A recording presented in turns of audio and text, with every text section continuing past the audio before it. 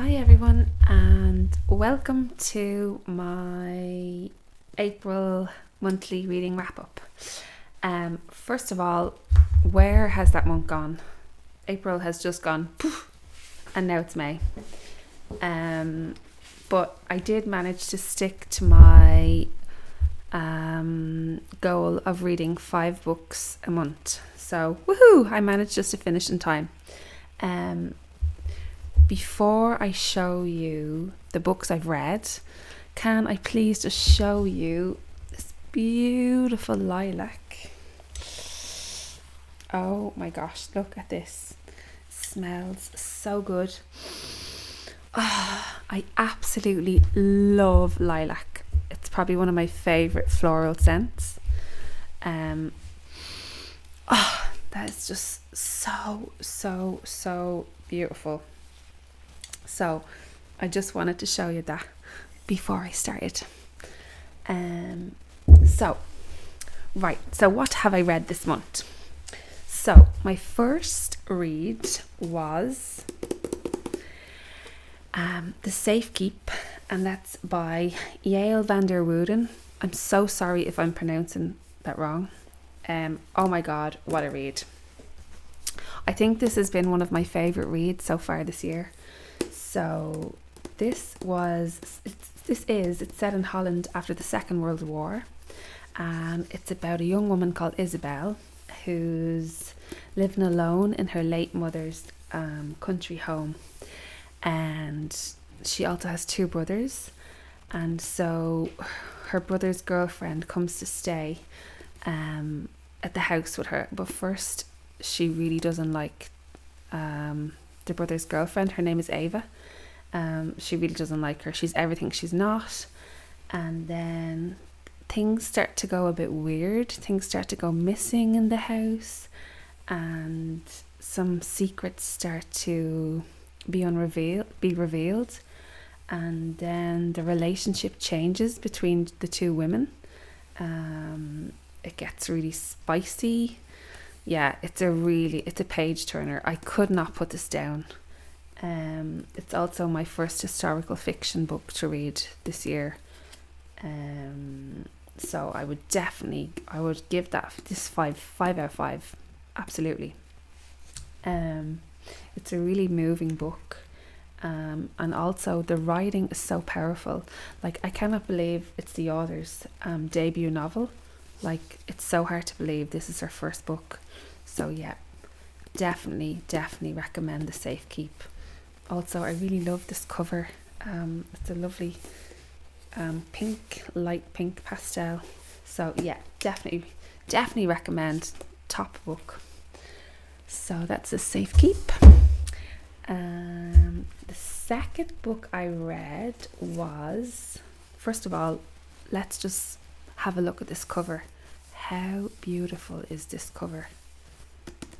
It's so the beautiful flowers. Oh my gosh. So this book is called Talking to the Dead, and it's by Helen Dunmore. It's a novel, but it's also psychological fiction. This story is about 2 sisters, and they're linked by a mysteriously unexpected death. I would say that her writing is very sensual.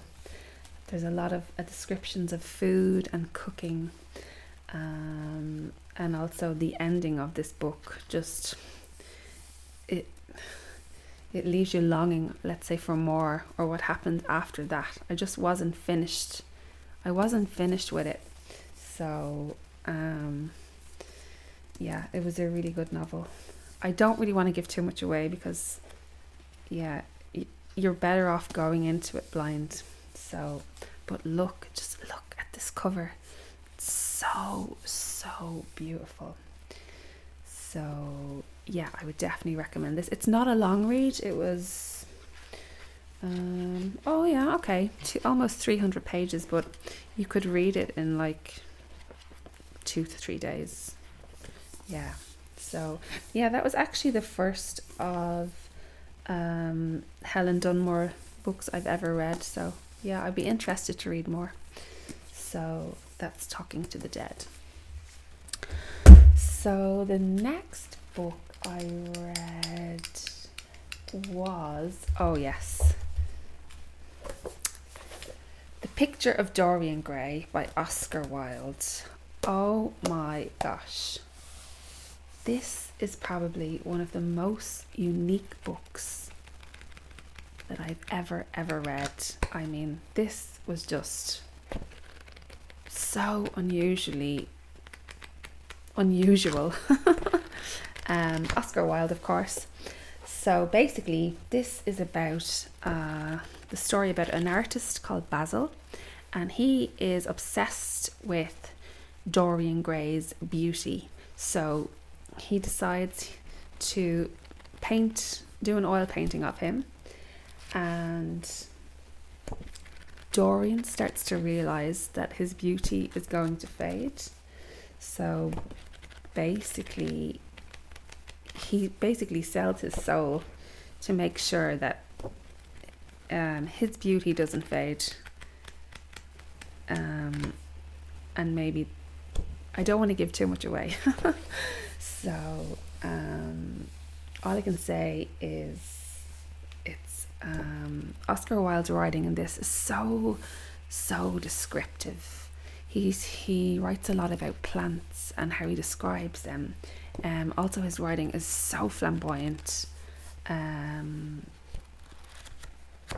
Yeah, it's a wonderful read. It took me a while to get into it, because it's so descriptive, so it takes time to read, and you need to read this slowly and really absorb the story.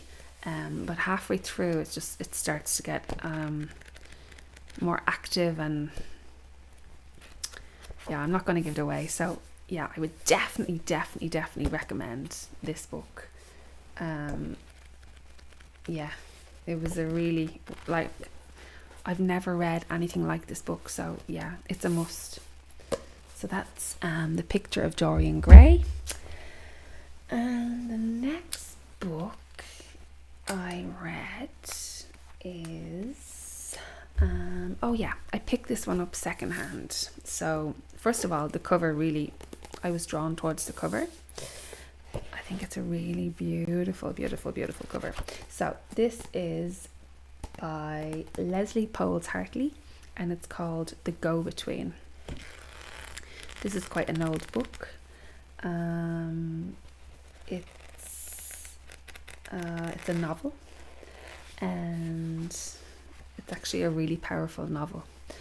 So basically the story is about a boy named Leo who's staying at his wealthy friend's estate in the summer in the English countryside, and he befriends a farmer,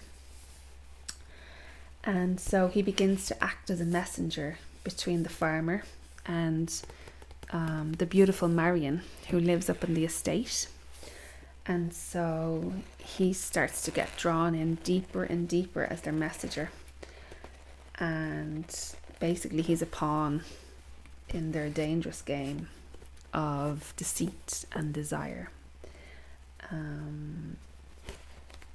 I would say it's a classic story about lost innocence and pangs of youth, because Leo is on the verge of adolescence. I think he's going on 13. I think so. It's a fantastic read. Yeah, it's a slow starter. It took me a while to get into it, but once I got in, yeah, I was so excited to see, oh my god, what happens next? What's going to happen? Yeah. So I would definitely recommend. That was the first time actually I read anything from Leslie Poles Hartley. He was born in 1895, so I'm sure he has plenty of other classics. So yeah, I would definitely recommend this one. Also, one of my favourite covers. How beautiful is that? So that was my fourth book for April, and the last one I've read was What You Are Looking For Is in the Library and that's by Michiko Michiko Ayama. I'm so sorry, I don't know how to pronounce the surname. Ayama. I don't know. If you know how to pronounce, please let me know. Anyway, as I said, I'm pretty obsessed with Japanese literature at the moment. This is Japanese literary fiction. This is the first time I've read anything by this author, and I have to say I was super impressed. Basically, this is a story. It's about really the magic of libraries and how we are connected, not just by libraries, but the discovery of connection. It's very inspiring. It inspires us to listen to our hearts, seize opportunities to fulfill our dreams. Never give up on your dreams. Always reach for your goals. It's really uplifting, a joy to read. So I would definitely would like to read more from this author. Also, the librarian in the story, such a wonderful character. So I would definitely. Also, it has really nice, for each character it has beautiful illustrations. I'll show you now which one I really liked. This one. So this is Natsumi. She's 40 and a former magazine editor. So the book goes through 5 or 6 different characters. Just the illustrations are so beautiful. So I would recommend this. Like I said, at the moment this year I have been reading a lot of Japanese literature and Asian literature, so I would definitely recommend. So that's all for my April monthly wrap up. I really enjoyed those books, and I'm looking forward to reading more for this month. So I hope everyone's doing well, and if you're reading anything really good or interesting, please let me know. And thanks for watching, and I'll see you in the next one. Bye.